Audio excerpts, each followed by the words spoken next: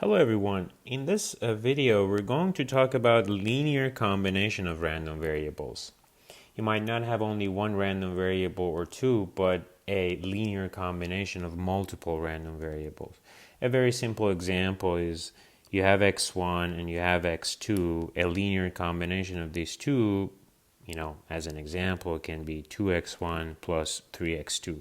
That is a linear combination of x1 and x2. So in a generic format, let's say that you have m random variables, x1 through xm, and you have m constants, and these are essentially numbers. C1 through Cm can be any numbers, 1, 2, 3, 10, 11, 0.2, whatever. Y is going to be a linear combination of x1 through xm, right? So these C values are essentially some numbers. This one can be 2, this one can be 3.5, anything.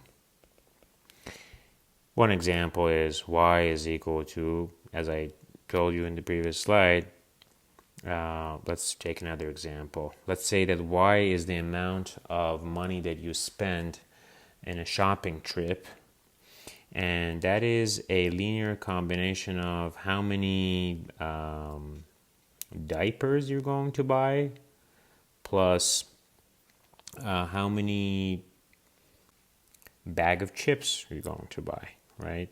X1 and X2. Well, diapers, let's say that they are $30, and bag of chips, they are $5, right? So y is equal to 30 times x1 plus 5 times x2. Here in this example, y is a linear combination of x1 and x2. So in that situation, when we have a linear combination, how do we calculate the expected value and how do we calculate the variance of that linear combination, which is, in that case, y? Expected value of y is very simple. It's basically C1 times expected value of x1, C2, expected value of x2, and so forth. So essentially for this example, expected value of y would be 30 times the expected value of x1 plus 5 times the expected value of x2. And expected values are averages, right? Average number of diapers that you buy and average number of bag of chips that you buy.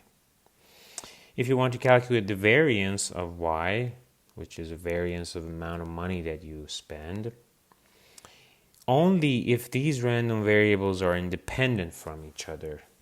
In that case, calculation of variance is also very straightforward.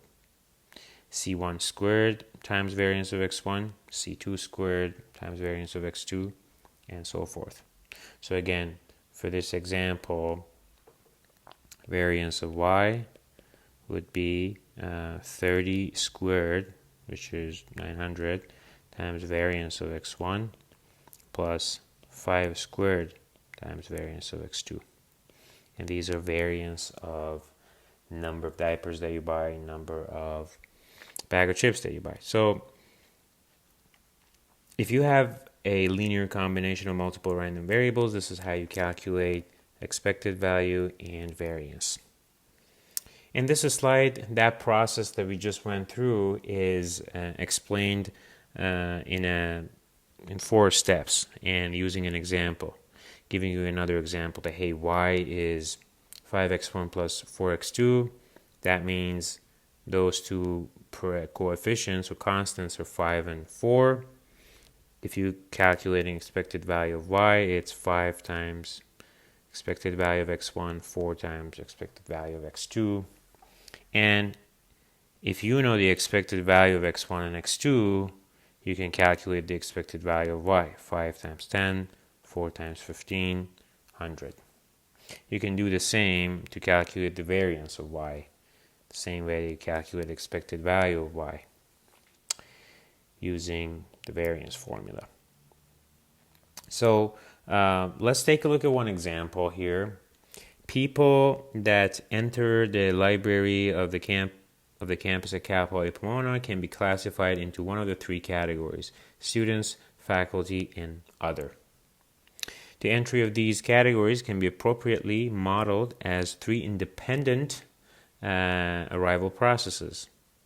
Let x1 be the number of students that enter the library on a weekday, x2 number of faculty, and x3 number of other people. And now suppose that expected value of x1, variance of x1 are given. For x2, expected value and variance are not given directly, but we know that it follows a discrete uniform. This is short for discrete uniform. Follows a discrete uniform distribution with parameters of 50 and 150, between 50 and 150, uniformly distributed. And for x3, we know the expected value and variance. And the question is asking us to find the expected value and standard deviation of the number of people to enter the library. So number of people is a new random variable. It's not number of students or number of faculty or number of other people. It's just number of people. What we can say here is that, well, if we call number of people random variable y is equal to x1 plus x2 plus x3, right? Do you agree with me? It's just the summation of those three categories of people that can enter the library. So this is the linear combination that we have, right? It just happens that the coefficients, or those little c values, are just 1x1 plus 1x2 plus 1x3, right? So in that case, if this is the linear combination, we want to calculate the expected value and standard deviation. So let's do that. We know that expected value of y is equal to, let me go back here. Expected value of y is c1 expected value of x1, c2, x2, and so forth. So it's going to be, in this case, 1 times expected value of x1 plus 1 times expected value of x2. Same for x3. Well, we need to know these expected values. For x1 and x3, we know them. It's 450 and 40. But for x2, we don't know. But we know that they follow discrete uniform. And discrete uniform, if you remember, expected value is a plus b over 2. And a is 50, b is 150. And variance of discrete uniform is b minus a plus 1 squared minus 1 over 12. So if you replace a and b with 50 and 150 and do the math here, you get expected value of 100 and variance of 850. Now we know that the expected value of x2 is now 100. So that is 100. And x1 and x3 is 450 and 40. So 450 and 40, if you do the math here, you'll get 590. So expected value of number of people that enter the library is 590 people. Now we need to calculate the variance of y. Variance of y, if I go back here, is c1 squared, c2 squared times variances. Well, in this case, those c values are 1. So 1 squared, which is really 1, times variance of x1 plus 1 squared times variance of x2, x3. Again, we know the variances now.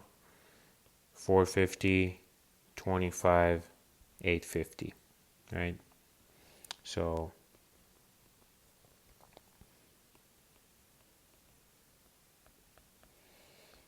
And now you get 1,325 as the variance of y.